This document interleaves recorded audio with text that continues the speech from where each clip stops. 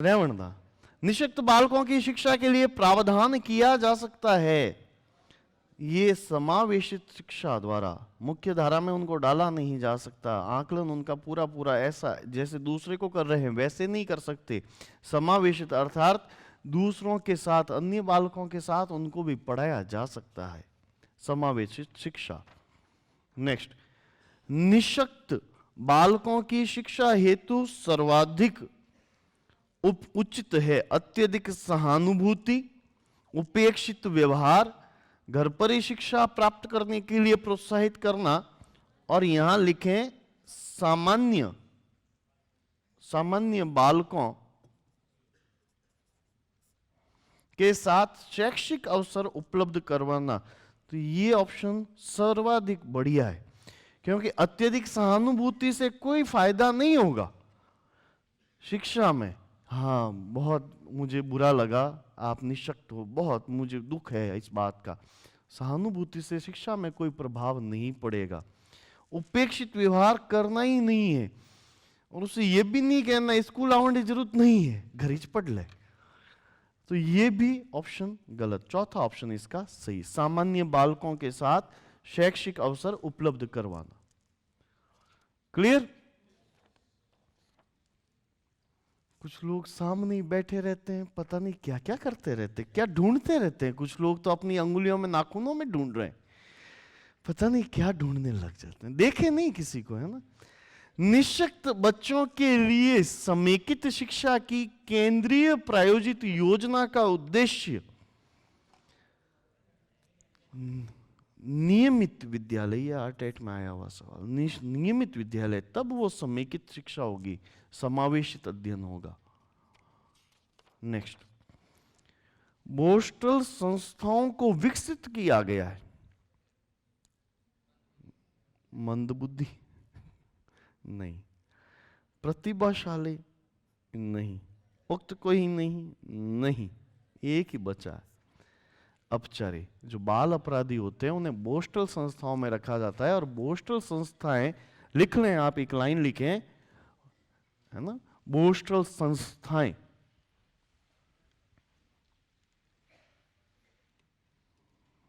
लिखें इसमें, बाल अपराधियों के सही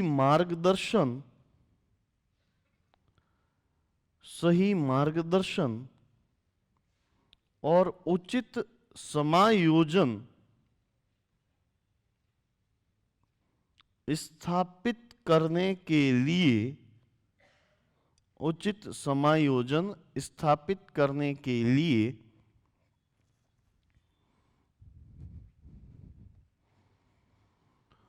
उन्हें ऐसे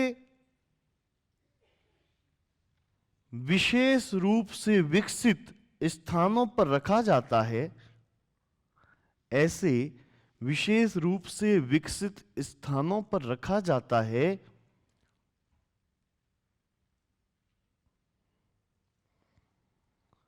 जहां वे व्यावसायिक शिक्षा पाकर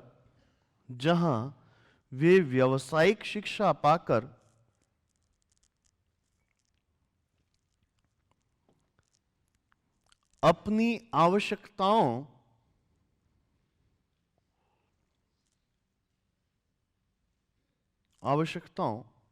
को पूरा कर सकें, विशेष व्यावसायिक शिक्षा पाकर अपनी आवश्यकताओं को पूरा कर सकें और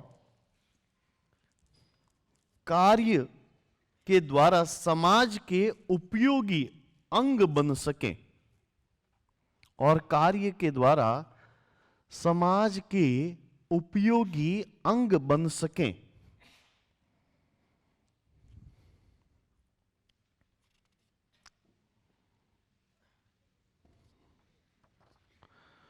नेक्स्ट, बच्चे की जिज्ञासा शांत करनी चाहिए।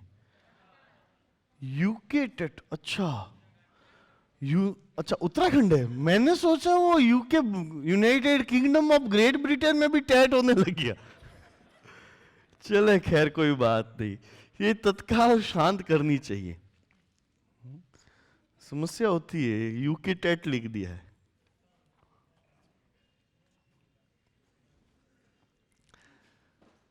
समझ में आ रहा है बेटा? अरे बहुत ज्यादा है बेटा, ऐसे बेटा बेटा कहकर बात करनी चाहिए, है ना, शिक्षकों को। क्योंकि जब बेटा कहता है तो बेटी को भी बेटा कहा जाता है, तो थोड़ा सहूलियत रहती है। मारी छोरियां कि छोरों से कम है क्या? तो अब एक बालक अनुपयोगी प्लास्टिक थैलियों से कलात्मक वस्तु बनाता है। सृजनशीलता, वाह।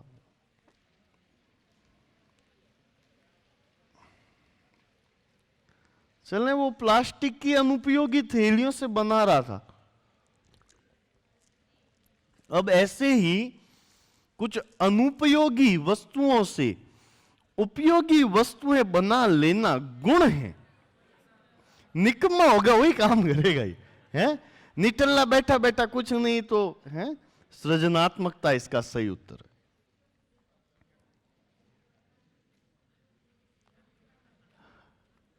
निकम्मा तो बैठा ही रहता है, कुछ नहीं करता, निकम्मे निठल्ले कहां उपयोगी वस्तुएं बनाएगा।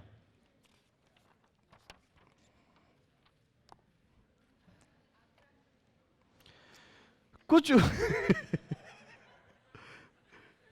कुछ उपयोगी वस्तुओं को तोड़ मरोड़ देना सृजनात्मकता नहीं है क्या? मौलिकता भी नहीं है, चले आक्रामकता है, सही। तीसरा ऑप्शन, तोड़ मरोड़ दिया बेचारी वस्तुएं। सृजनात्मकता की पहचान के लिए गिलफर्ड द्वारा रचित परीक्षण के अनुसार गुणों का सही समुच्चय सूझ, समानता, विस्तार, समानता, सूझ, निरंतरता, मौलिकता, सूझ, सर्वेक्षण, निरंतरता, लोचशीलता, मौलिकता और विस्तार, 4 नंबर। ये आया हुआ प्रश्न है, खैर नेक्स्ट।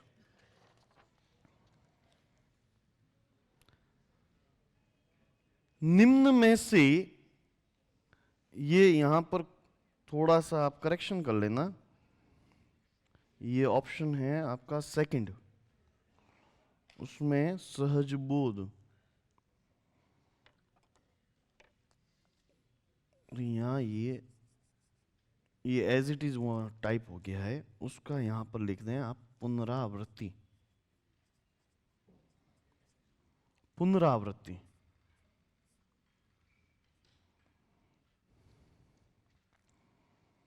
ये सही ऑप्शन है ना। अहम, अभिव्यक्ति, डर, लचीलापन, डर तो होता ही नहीं है, चलो अहम अभिव्यक्ति होती है, चलो अवसर, साहस, डर, यहां पर डर, डर, क्रियाशीलता, आत्मनिर्भरता, आदर्श प्रस्तुति कोई आवश्यक नहीं है ना, तो ये सेकंड ऑप्शन। तैयारी, इंक्यूबेशन, क्या होता है इंक्यूबेशन? अभी मैं हिंदी में भी समझा दूंगा, पहले डेढ़ को मेंढ को होनी, और डेढ़ को, हाँ डेढ़ को, मेंढ को, मेंढक। अब वो मेंढक जो होता है वह शीत समाधि में चला जाता है, सर्दियां आती है तो वो शीत समाधि में चला जाता है, अंदर की ओर जा रहा है, अर्थात वो शांत हो गया है। तो सृजनात्मकता के भी जब सोपानों की बात करते हैं तो इसी तरह से वो शांत हो जाता है। पहले बहुत सारी तैयारी करेगा, उलझेगा, अपने तथ्य डाटा सारे इकट्ठे करेगा, थोड़े समय पश्चात वो अपने प्रयासों को चुपचाप छोड़ देगा, बैठ जाएगा। इंक्यूबेशन, एकदम शांत हो जाएगा, यह इंक्यूबेशन है। और जब शांत होगा तो अचानक से सहज बोध, एक इंट्यूजन आएगा उसमें अंदर, और वो इंट्यूजन को चेक करके उसकी पुनरावृत्ति करेगा कि ये एक बार ही हुआ था या वापस होगा, यह पुनरावृत्ति। तो ये सेकंड ऑप्शन इसका सही है, सेकंड ग्रेड में आया हुआ सवाल है। ठीक है, नेक्स्ट। ये फिर गड़बड़ हो गई। ये इसको आप काट दें, ऐप में तो मैं बाद में कटवा दूंगा। ये साहसिक चिंतन है।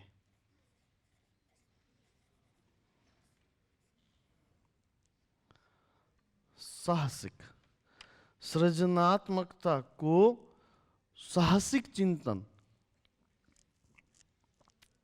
और वापस यहां थोड़ा सा करेक्शन, ये देखिए अचानक हुए काम है ना, ये बार्टलेट, बार्टलेट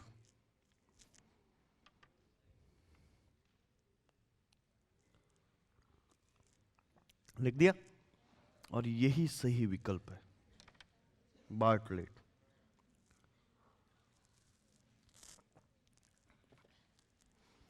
अब साहस होता है, देखिए पानी की बोतल अगर मैं क्लास में लाता हूं तो वो तो कोई बड़ी साहस की बात नहीं है, लेकिन कुछ और बोतल मैं क्लास में लिया हूं, साहस चाहिए। मैडम तो कोई कोई तो माथा पकड़ने लग गया, ए वाह। मैंने कोई एक दो अभिव्यक्ति देखी, वो यूं करे भगवान। ये साहस का काम है, ये साहसिक चिंतन है। सृजनात्मक होना, किसी प्रकार का रिस्क लेना, खतरा उठाना, सफल होंगे नहीं होंगे, ये साहस का काम ये केवल बाटली कर सकती है, बाटलेट, बोतल है ना। तो ये बोतल, बोतल ध्यान रखनी है, याद रह जाएगा। चलें,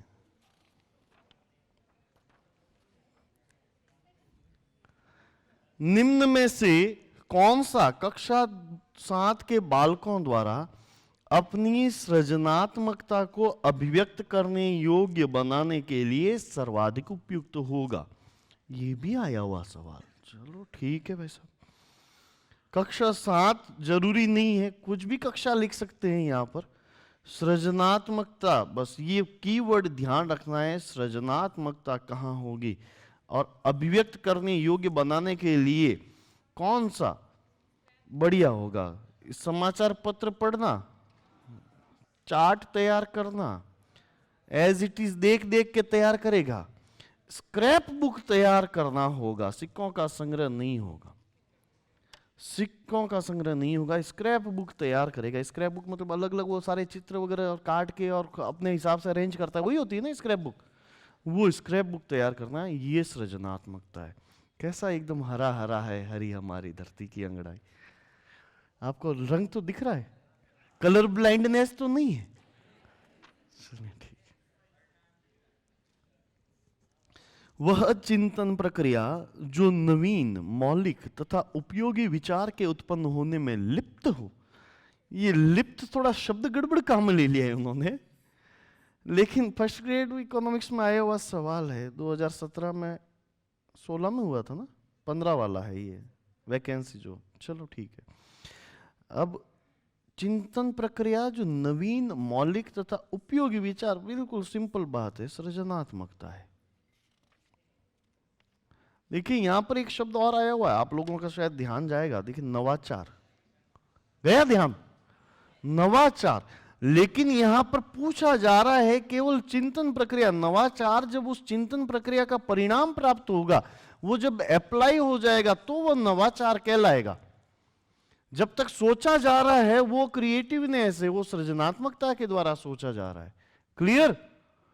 कोई डाटा में गड़बड़? चले, डाटा तो नहीं आया, डाटा रहा है, चिंतन में डाटा आना है ना, डाटा आना मतलब मार्ग अवरुद्ध हो जाना।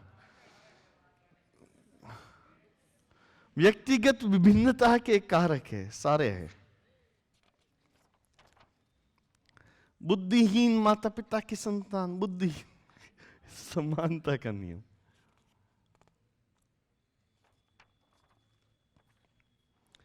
कौन सा अधिगम करता कि सृजनात्मकता से संबंधित नहीं है? उच्च उपलब्धि। जरूरी नहीं है सृजनशील व्यक्ति बहुत ऊंची उपलब्धियां प्राप्त कर पाए।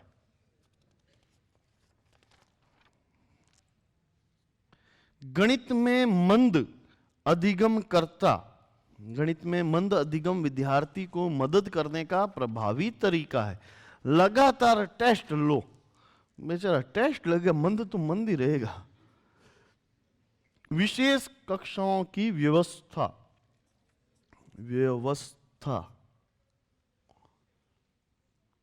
अब विशेष कक्षाओं की व्यवस्था भी कर देगा तो सारे बच्चे बैठे हैं, उस पर तो विशेष ध्यान जाएगा ही नहीं। उन सभी को अलग कक्षा में रखा, बेचारों को बंद कर दो बाड़े में, तुम्हें नहीं समझ में आ रहा है। सुनियोजित, निश्चित, अर्थपूर्ण गणितीय कार्यों में लगाया जाए जिससे उन्हें सफलता हासिल हो सके।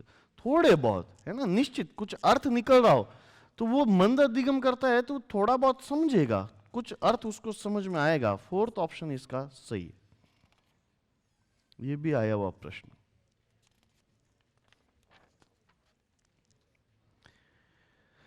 किशोर अपराध के उपचार हेतु निम्न में से कौन सा तरीका सही है? संगी साथियों के साथ रखा जाए, मजा आ जाए। व्यावसायिक चिकित्सा दी जाए, देनी चाहिए, अपराध कर रहा है। बाल कारागार, ये कारा, ये भी होता है, तो ये सभी चीजें सही है। संगी साथी उसके कैसे होंगे? उसके जैसे ही होंगे, वो भी वही बैठे इंतजार कर रहे हैं कि हमारा दोस्त भी आएगा, है ना? तो ये तीनों ऑप्शन सही है, उपरोक्त सभी। विद्यालय से पलायन करने वाले बालक के अध्ययन की सबसे उपयुक्त विधि है, हाँ, केस स्टडी। क्यों कर रहा है? ठीक है। विविध अधिगमकर्ता व्यक्तिगत विभिन्नताओं के धारक होते हैं। विविध अधिगमकर्ता व्यक्तिगत विभिन्नताओं के धारक होते हैं। न सत्य न असत्य, कुछ डिसाइड नहीं कर पा रहे हो क्या? ऐसा तो नहीं है, कुछ कह नहीं सकते, ऐसा भी नहीं है। असत्य नहीं है, बात सही है कि हरेक अधिगमकर्ता की अपनी अपनी अलग अलग भिन्नताएं होती है, ये सत्य है। प्रत्येक बालक विशिष्ट होता है। Click on the subscribe button to subscribe to our channel. Press the bell icon on the YouTube app and never miss another update.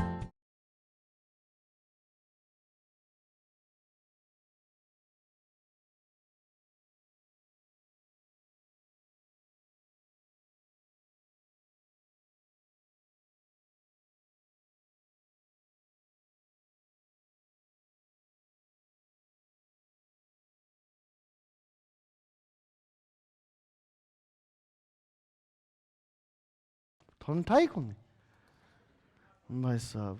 बहुत सारी चीजें होती है, समय के साथ पता चल जाता है ना। आप बहुत ज्यादा ऐसी अभिव्यक्ति देना चाह रहे हैं तो मतलब ये आपकी विशेषता है, विशिष्ट हो, बाकी लोग नहीं दे रहे हैं। एक बालक जो पढ़ने में कमजोर है, अपनी असफलता का कारण अध्यापक का पक्षपात बताता है, निम्न में से किस रक्षा युक्ति का प्रयोग कर रहा है? अच्छा, प्रक्षेपण, उत्क्रमण, दमन, क्षतिपूर्ति। अब अगर ऐसा ही एक शब्द आ जाए, ये हालांकि ये जो रक्षा युक्ति जो वर्ड है, रक्षा युक्ति, ये वर्ड वापस वही बदमाश आदमी।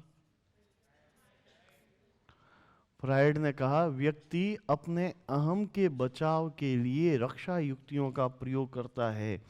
अहम को सुरक्षित करना है, उसे ईगो को सुरक्षित करना है, ईड का जरूरतें पूरी करनी है, सुपर ईगो वाला व्यवहार को भी थोड़ा तवज्जो देनी है, लेकिन सबसे बढ़िया चीज, सबसे उपयुक्त है अहम को सुरक्षित करने के लिए वह रक्षात्मक युक्तियां बनाता है। ये रक्षात्मक युक्तियां, यही मानसिक मनोरचनाएं हैं।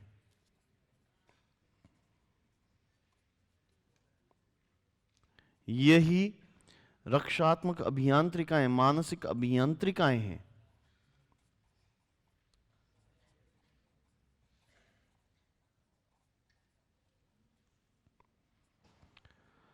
अब ये क्या कर रहे हैं कि इसमें से अब ये दो चीजें एक साथ आती है। जब भी ये प्रक्षेपण आएगा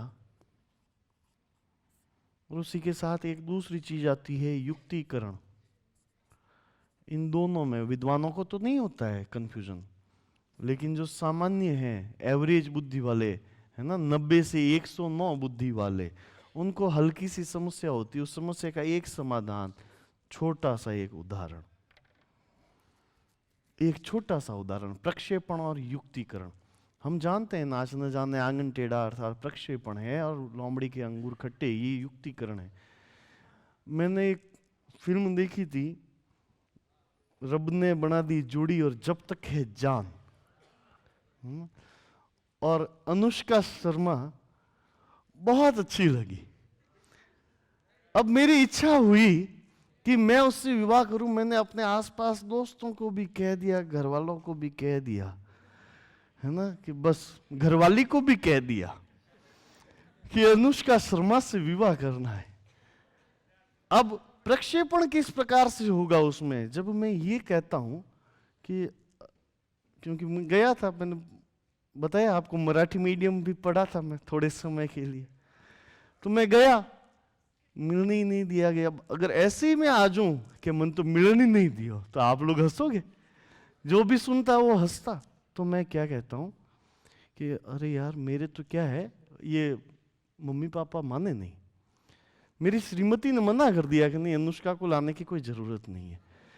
क्या हो गया, ये प्रक्षेपण है। अर्थात मैं अपनी असफलता का दोष अगर स्वयं स्वीकार करता हूं, मैं अगर ये आके कह दूं कि मन तो देखड़ी को नहीं दी शिकली, तो आप लोग हंसेंगे। तो इसलिए मैं क्या करता हूं, ये मना कर दिया, या मेरी जेब में फूटी कौड़ी नहीं थी, उसको लाऊंगा तो खिलाऊंगा क्या। ये सारे जो बहाने बनाए जाते हैं कि हम तो बढ़िया पढ़े थे, हमने तो बहुत मेहनत की थी परीक्षा के लिए, मार साहब कहीं आड़ी ऊंधी सीधी चीजों पढ़े, आया तो ही को नहीं परीक्षा में। प्रक्षेपण। देखिए, मैं अपने मनोविज्ञान बाकी विषयों के बारे में तो आपके संस्कृत, हिंदी या इंग्लिश या एसएसटी या जो साइंस या मैथ्स, उसमें फिक्स होते हैं सवाल कि वो उसी में से आएंगे। अब यहाँ मनोविज्ञान का हो सकता है 15, 20, 25 सवाल आप कर पाए, हो सकता है जो पढ़ा रहा है वो एक सवाल ही नहीं आए, संभावना होती है मनोविज्ञान में। तो अब वहां पर युक्तिकरण कैसे करूंगा। युक्तिकरण के लिए मैं कहता हूं कि अरे मैं गया तो था, वो दोस्त कहते हैं क्या हुआ, शादी की नहीं। मैंने कहा यार क्या शादी करूं यार, वो अनुष्का वहां विराट के साथ लगी, क्या क्या हुआ। अब मैंने उसी वांछित वस्तु में ही दोष ढूंढ लिया, ये युक्तिकरण है। कोई व्यक्ति जो 3rd ग्रेड नहीं बन पाएगा तो वो ये कहेगा मैं 15-20 दिन और पढ़ लेता, बस सिलेक्शन श्योर था, एकदम कांटा माथे आन रुक गया।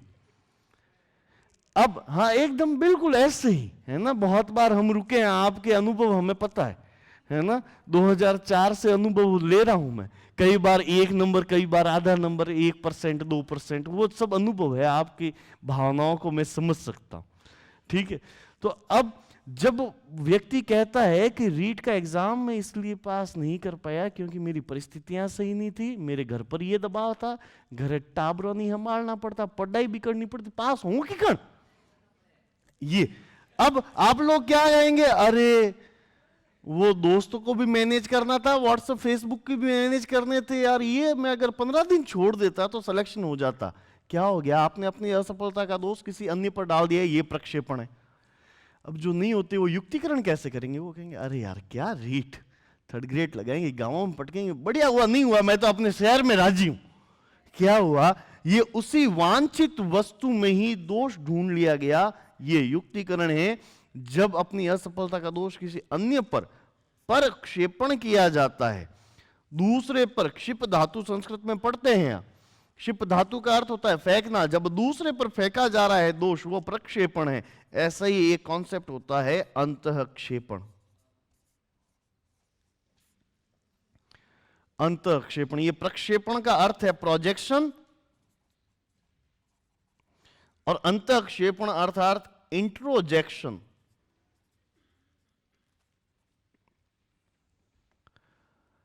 अंतःक्षेपण एक दूसरी युक्ति, जब व्यक्ति दूसरे के व्यवहार को एज इट इज अपने अंदर यूं उतार लेगा, कोई बढ़िया चीज, कोई गमगीन होने वाली चीज अंतःक्षेपित कर लेगा, या वो किसी ऐसा व्यवहार कर लेगा जिससे, देखते हैं जब तनाव और दबाव होता है तो उस तनाव दबाव को भुलाने के लिए हम फिल्में देखते हैं, फिल्मों में जब भी तनाव वाले दबाव वाले दृश्य दिखाई देते हैं, अब वो हीरो हो या विलेन हो, है ना, कई कई तो फिल्मों में ऐसे जो वैम्प होती है वो भी इस प्रकार की घटनाएं करती दिखाई देती है। वैम्प मतलब महिला खलनायकों को बोलते हैं, मुझे भी बाद में पता चला। अब सिगरेट पर सिगरेट पिए जा रहे हैं, तनाव से अंदर एक रिक्तता उत्पन्न हो गई, उसको भर रहे, कुछ नहीं तो कुछ पी रहे, फटाफट गिलास से नहीं पिया जा रहा है, पूरी बोतल duck duck duck duck duck duck भर रहे हैं अंदर। मद्यपान करना, धूम्रपान करना, कुछ लोग होते हैं जो मद्यपान धूम्रपान नहीं करते, वो क्या करेंगे, जब तनाव और दबाव होगा बहुत ज्यादा खाना खाएंगे, खाना खाते जाएंगे, फैलते जाएंगे, डॉक्टर के पास जाएंगे, डॉक्टर पहले कहेगा वेट को कंट्रोल करो, क्योंकि डिप्रेशन की पहली निशानी है वेट बढ़ना। आप डिप्रेशन में हो, तनाव में हो, खाना ज्यादा खा रहे हो, तनाव भरना चाह रहे हो, वेट बढ़ता जाएगा, ये अंतःक्षेपण है, इंट्रोजेक्शन। क्लियर? तो अब यहां पर प्रक्षेपण हो गया। चले, क्या हुआ?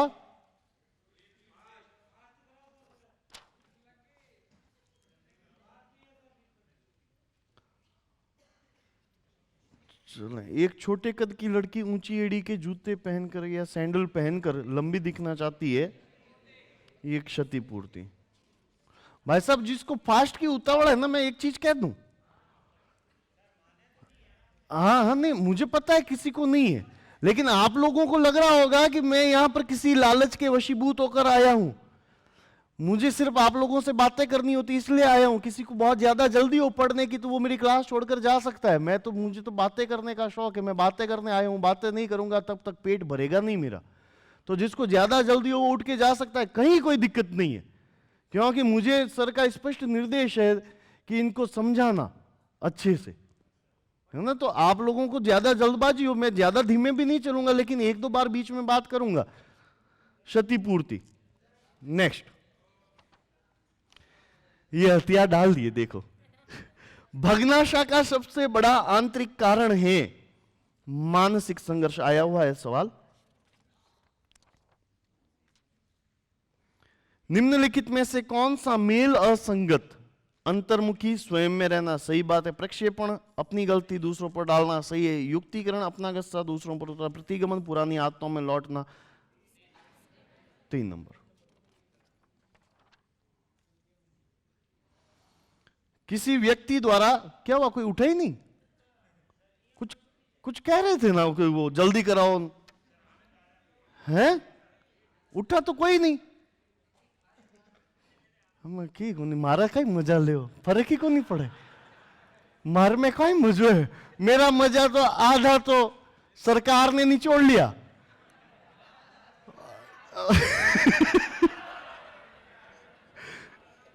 खैर कोई बात नहीं। किसी व्यक्ति द्वारा अपना अस्तित्व बुलाकर किसी दूसरे व्यक्ति के गुणों व अवगुणों का अनुकरण करना, तदात्मीकरण।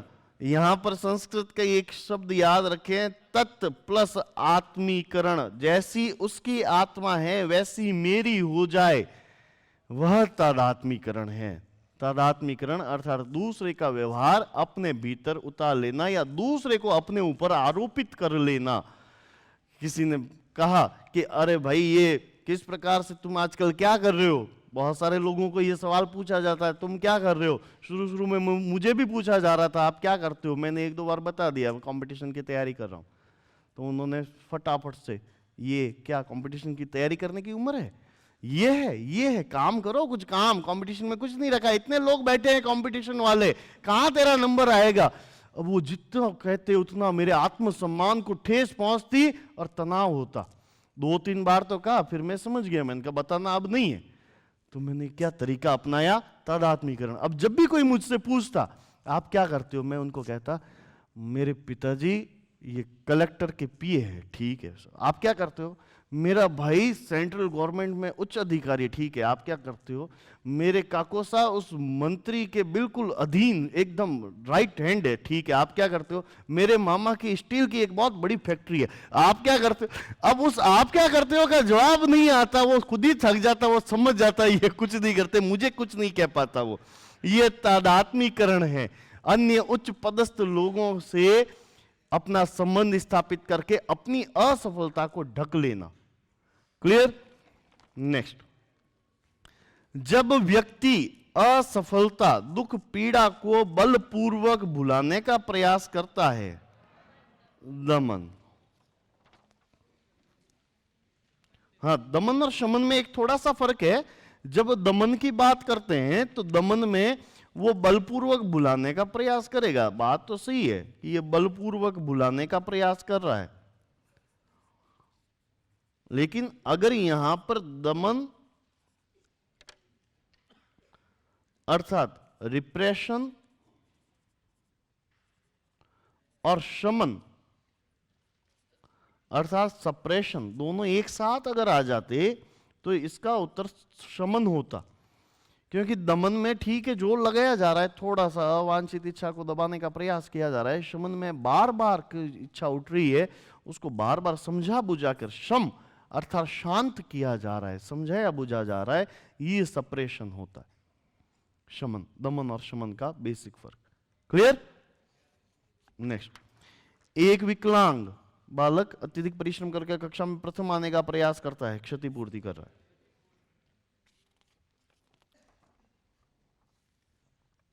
रक्षा तंत्र बहुत सहायता करता है। किसी आया हुआ है ना सवाल? हाँ, दबाव से निपटने में थकान से क्या निपटेगा, अजनबियों से तो दबाव।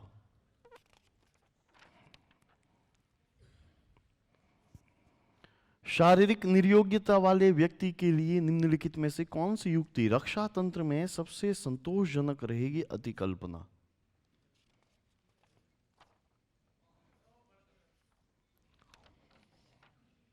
ये तादात्मीकरण तो नहीं है, कुछ और तो उसके साथ मेलजोल नहीं कर रहा, ठीक है, इनमें से कोई नहीं भी नहीं है। विवेकीकरण अर्थात यही तर्क संगतिकरण है। वो ये नहीं कह रहा है कि अच्छा हुआ मैं दिव्यांग हूं या मुझ में शारीरिक निर्योग्यता है, नहीं तो जो दो पैरों पर चलने वाले पशु है मैं उनसे ज्यादा श्रेष्ठ हूं।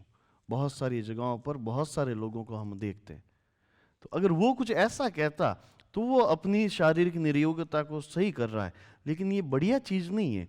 अति कल्पना करेगा वो कि बस मैं तो बस उड़ रहा हूं हवा में। अति कल्पना की अधिकता हो गई और वह उसने उस कल्पना के द्वारा, ये दिवा स्वप्न है एक तरह से,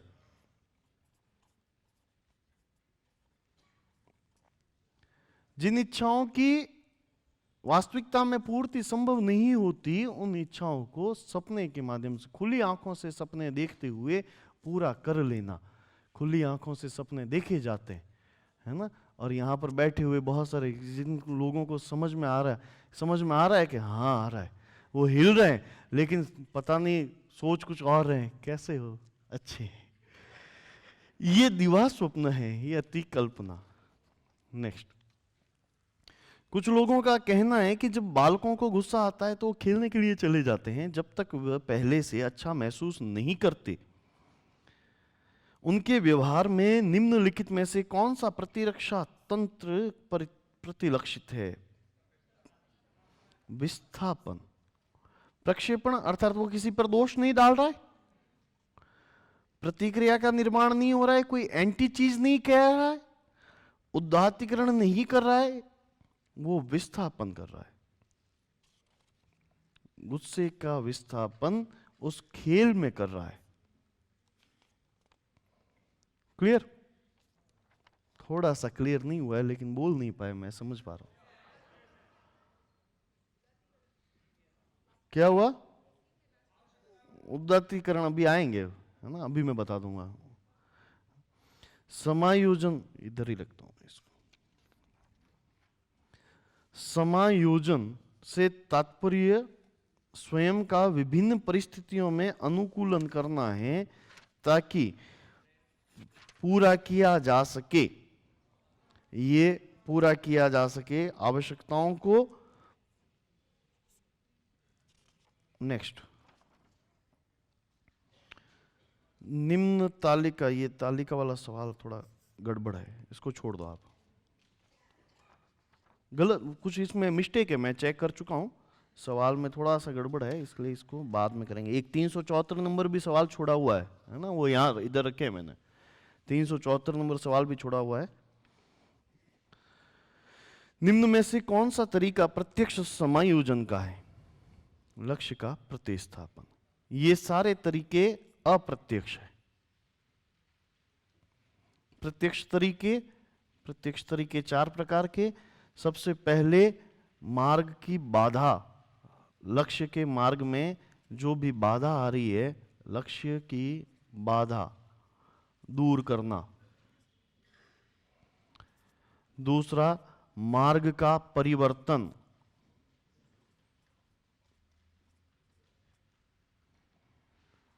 लक्ष्य प्राप्ति का मार्ग का परिवर्तन। तीसरा, लक्ष्य का प्रतिस्थापन।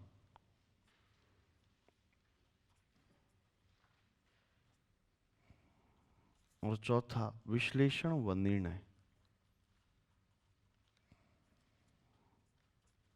ये चारों ही प्रत्यक्ष उपाय, प्रत्यक्ष तरीके हैं समायोजन स्थापित करने के।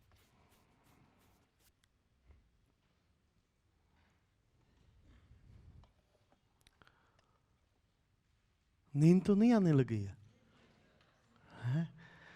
कुछ लोग हाँ भर रहे हैं।